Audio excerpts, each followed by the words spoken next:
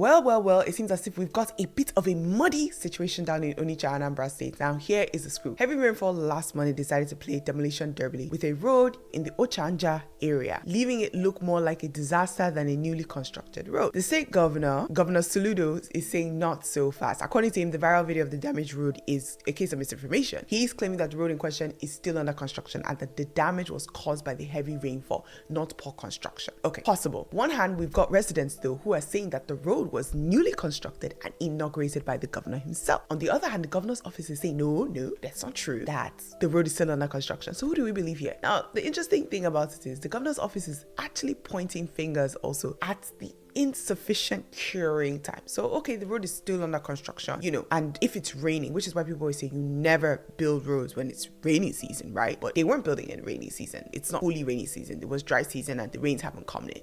And he's saying that the road has not set in yet. It's not cured. And also that there's some other parts of the construction that they're still working on. The governor's office is being very serious about it. They've added that this is fake news, and they've said that the viral video is not true, and that the viral video actually also includes footage of a completely different road that is not the road that was newly constructed. Now, it doesn't stop there. Another road, Eweka Road, apparently decided to join in on the flood party after the rainfall. Talk about adding insults to injuries. Stranded residents, flooded lanes, trapped SUV, all of it. We saw all of it. It's just a whole fracas. Now, when contacted about the whole debacle, the governor's media aide just shrugged it off and said the roads were still in work in progress and that the governor had only commissioned 2 roads in the area. So what's the truth, right? Which one is true? As I take a closer look at the situation, it's not hard to feel kind of like a sense of frustration and disappointed. The residents are understandably upset about the state of the roads. After all, like, if you construct a road, who wants to deal with flooded streets and crumbling infrastructure? Especially when the fact that this is supposed to be a brand new, spanking new road. Valid concerns. Their voices deserve to be heard. Governor's office is saying blame the weather. True. Heavy rainfalls can wreak a lot of havoc on roads. But let's not forget that if roads are properly constructed, because there are roads all over the world, and all over the world, you don't see the roads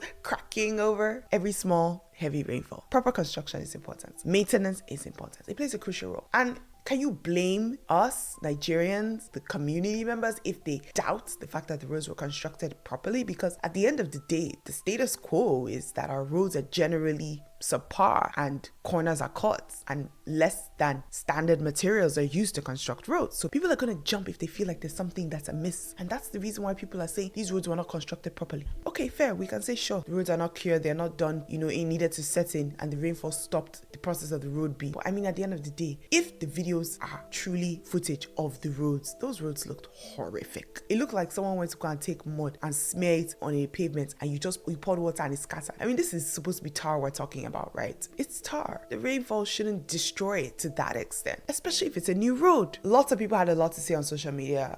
Uche said this: Soludo and his team need to step up their strategic comms efforts. They are being trashed in the public space. Soludo's reputation may be irreversibly damaged despite the actually good job he's doing on the ground. A short patch of failed roads is swamping everything he's done. End quote. Let's talk about this whole fake news accusation. In this day of social media and viral videos, I understand when people say fake news because I hate fake news and I tend to do a lot of digging when I see something is trending because I want to make sure that facts are right. And I do understand that fake news is very easy to concoct. When you take one piece of story, you take this footage, you take that footage and you put it out there without context and you create a new narrative. That's fake news essentially, right? That's what fake news is. When the footage or the information we're seeing is not properly being given context, it's fake news. In this age of social media, I know people who say, oh, fake news is only when it's a lie. Well, yes, no context, fake news. Misleading context, fake news. That's what it is. In this age of social media and viral videos, it's very easy. We can dismiss inconvenient truths. We can say, this is mere misinformation. We can brush off legitimate concerns as fake news. It's very easy to do that. And I've noticed that in Nigeria, people use it to shake off and to just dismiss anything. So it's a tricky line because what you're doing is you're undermining trust in institutions and you're eroding the very fabric of our media agencies, right? Now, the crazy part about this whole fiasco is that women even gathered on the road days after with placards in solidarity for Governor Soludo. And when I heard women are hitting the streets in support of Governor Soludo, okay, that's nice. I said, okay, it's good for his supporters to come out, but everyone should be attached to their own opinion. But then rumors started sounding like, it was a paid crowd. And then, you now think, okay, maybe it could have been. Because at the end of the day, we all know that in Nigeria, times are hard. It doesn't cost too much money to get a crowd to come out and support you on the premise of the fact that they like you. When we all know that you're paying them, whatever you're paying them. Maybe these women truly do like and are there to support Governor Soludo, but I don't really know if this was something that was worthy or important enough for his supporters to come and say, no, we support you, Governor Soludo. A simple solution would have just been, make sure that the roads are constructed, done properly. That's the solution to this. When things are done right, you don't have to be going back trying to mop up spilled milk. The milk has spilled. Just fix it. Make sure that the roads are constructed properly. Make sure that the contractors are doing what they're supposed to and they're not skimping on the roads. At the end of the day, it's not the governor that goes out there and uses his hand to pour tar on the road. It's not. It's a contractor that's been given the work. So the contractor needs to be held accountable and they need to make sure that they're doing what it is that they're supposed to do properly, because a road that was recently constructed, it shouldn't be damaged to that extent if that's the road in the video. He's saying it's fake news. Maybe it is. Maybe it's not, but the residents are saying that's the road and that road was recently constructed. When push comes to stuff, this thing is not about any games. I think there's too much political games that are being played by our politicians time and time again, and I've said this. This is about the fact that bad roads like that lead to accident. It leads to lives being lost. 2024, the least I can have, and the residents in this specific community can have, is a good road. In your opinion, let me know. What do you think? Do you think it's fake news?